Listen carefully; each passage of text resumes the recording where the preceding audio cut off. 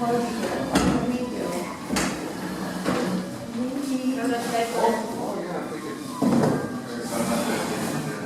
if they don't mind sharing tables, we can also share a table.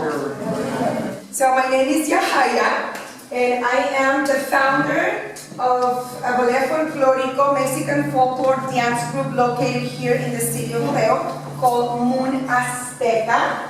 And I got invited by the Minor Theater and CAT to put a Dia de los Muertos event, which I love because I'm so passionate about those holidays, as well as I am passionate for Halloween. Although we're not allowed, or we shouldn't be mixing up those two holidays, which I don't, but I love them both. So I always tell everybody that it's very important for me to celebrate my culture, my Mexican culture, as well as celebrating, the United States culture, because it is a country that adopted me when I moved here, and my kids were born here. So I love both countries the same way. There's no difference. I'm not imposing my Mexican culture here. I'm loving it both the same way. The same way. So I celebrate Halloween the same way I celebrate Dia de los Muertos, so it's big for me. Both holidays are big for me. But today we're going to be doing sugar skulls. A sugar skull represents a loved ones. So a sugar skull is always put by tradition in an altar. Have you guys seen an altar, a Dia de los Muertos altar? A lot of you probably see it at school, right? Many schools celebrate and set up a beautiful altar with pictures of loved ones that have passed, correct? So that's probably why the children know what an altar is. And this is a sugar skull. They're edible, but I don't recommend that. So it's way too much sugar. This is pretty simple, but everything is edible. It's just granulated sugar, powder, meringue powder, and a little bit of water. That's pretty much it, what you need for this. But you gotta let it dry. So what I'm gonna do, I'm gonna pass on, if someone wants to volunteer to help me out, pass on, the sugars. All right, so you guys are gonna get, this is royal icing. If you see that it's getting a little, I recommend to go like this before you open. So it mixes back in. We made it last night, but sometimes it starts getting all cool. We're gonna do, we're gonna do 3 colors for her. And we're gonna share. And you said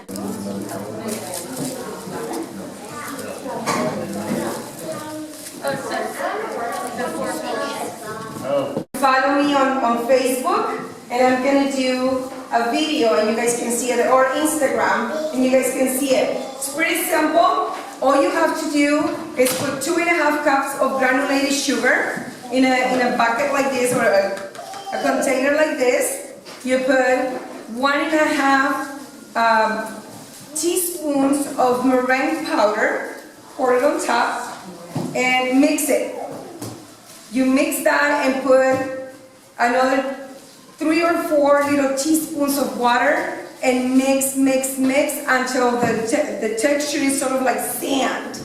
Once you feel it's like sand, you can compact it in a mold, which that's the way this one happened. But I promise you guys, I will make a video and you guys can look it up. It's a lot of work, just so you know, for that. It's way too much work, and for something that you're not gonna eat. But they look beautiful. Beautiful. This is royal icing, but if you have any allergies to egg, I do not recommend you to try it. So I don't know if anybody's allergic to eggs. Do not eat it because it's got eggs in it. So this is meringue powder, and the base of it is actually eggs. So they make it with eggs.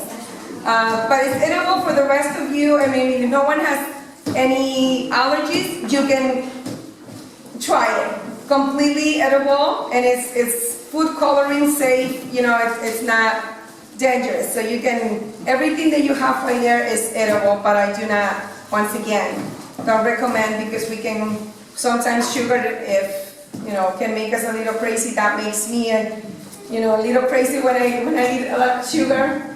So, have you ever seen a sugar skull? Many outside, I think they have. You have. Well, you go to cake. You don't have a big hole and make a mess, okay? So tiny, tiny on the top. Tiny, tiny like this.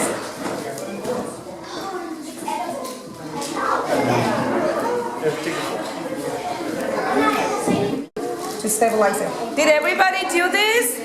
Did everybody put some icing in the back? Like, I know some of you did it beautiful, more prettier than me, but you do that and just stick it to the cardboard.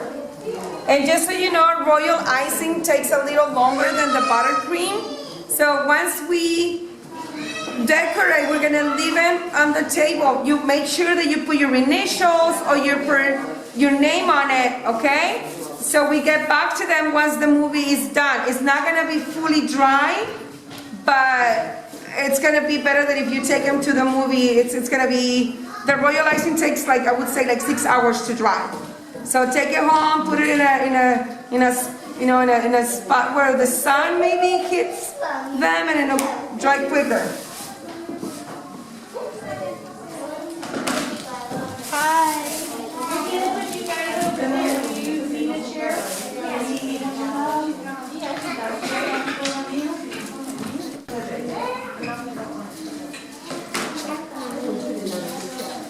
Surprise, surprise.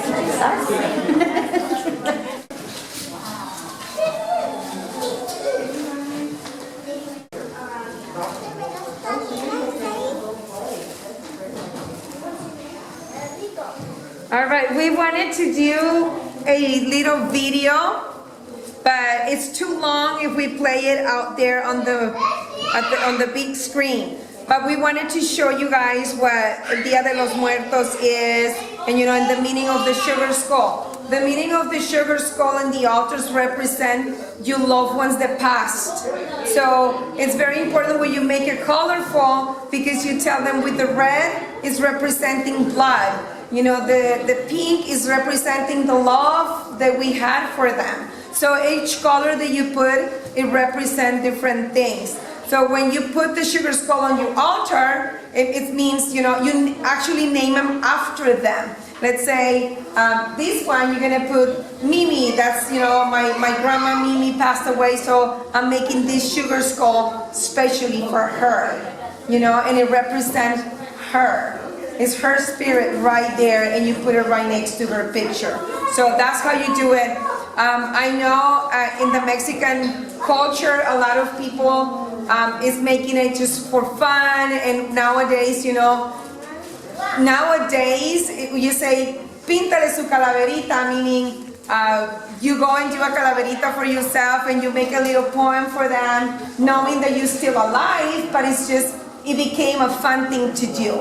And we don't do it in a way that you respect anybody or make them feel, I want you to die. No, it's just for fun. So that's why when I say put your name, don't take it wrong, thinking that I want you guys to have a calaverita for yourself. But, it's just to recognize which one is yours and put your name on it. But usually in the traditional culture, you put a calaverita and it goes for a specific loved one. And that's the meaning of it in the altar. With the cempasúchil, el pan de muerto, all the traditional stuff. You make more effort and make it free. Oh my God, I love guardian angels. It's not bad, dile, yo tengo apenas 3 años. Thank you. Y yo la hice. Calaverita. Azúcar.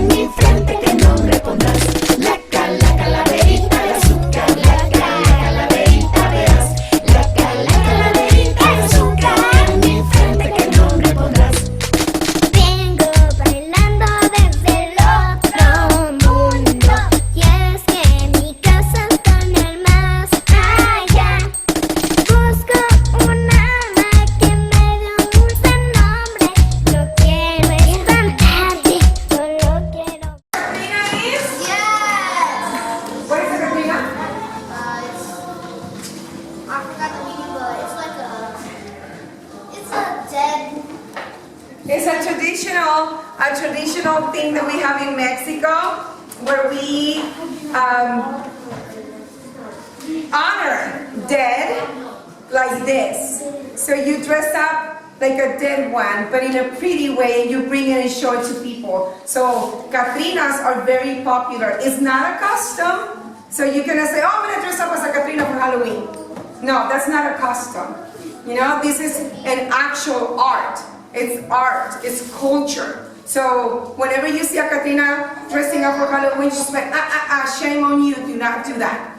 So this is very artistic.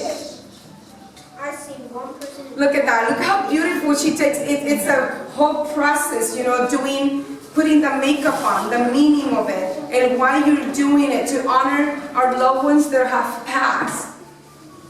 So this is a Catrina for you guys, and this is what that was the surprise when I said I'll have a little surprise for you guys. If you guys want to take a picture, we can do that. Yep. Right? Maybe in the lobby. Maybe in the lobby. We'll sit her in the lobby and you can come sit next to her and take a photo. But we have to be quick because we have a movie to see as well. Yes. Right?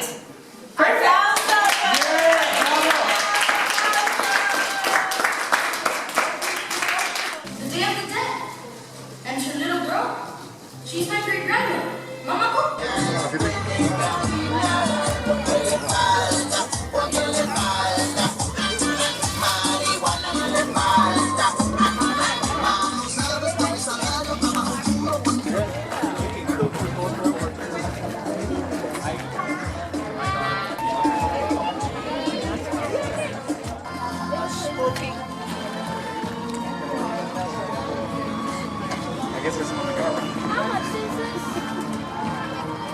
Ooh, I think that's $10. My husband made it. Mom, $10. He'll probably call me.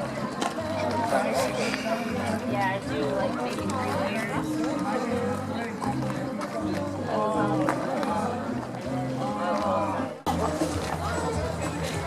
Dice mi mini ofrenda.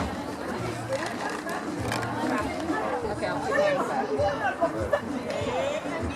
You're done? Okay, let me get you a certificate.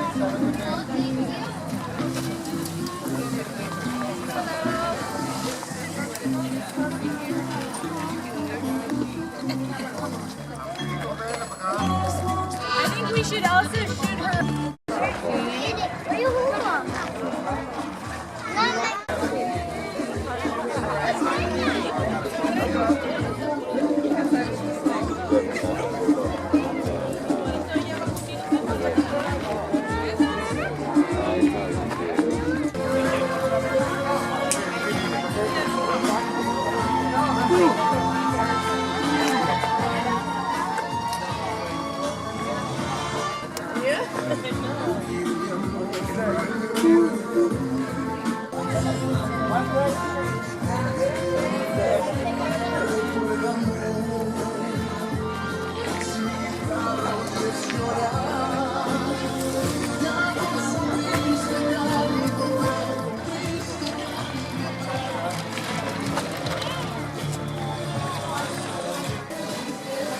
We have different flavors here. We have clementine, apple, peach, and black rice.